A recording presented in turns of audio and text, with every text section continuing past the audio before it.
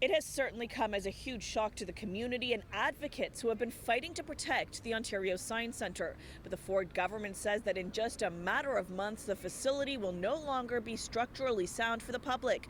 And with that, today was the last day it was open. Crews worked quickly to install gates around the beloved facility this morning. The Ford government shutting down the Ontario Science Centre permanently today with little notice to the public. The fencing has already been placed all the way around the Science Centre. That does not make sense, and it speaks to very clearly a preconceived decision to relocate the Science Centre.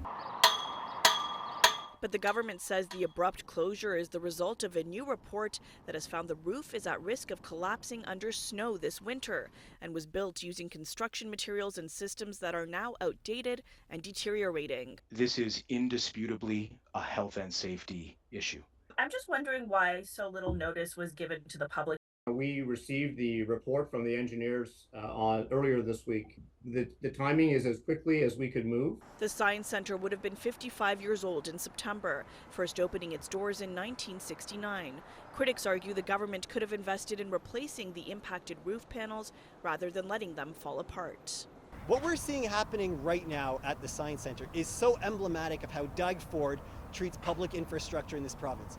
He allows it to fall apart and dismantle, and then uses it to justify transfers to support his wealthy donors and friends. So what we have here is a crisis created by the government by not properly funding it.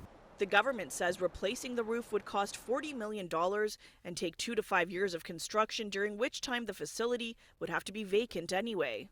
Even with an effective program to address deferred maintenance, at some point the total refresh and replacement of some structure is going to be required. That's certainly the case here. The age of the facility ultimately is beginning to be the thing that counts here.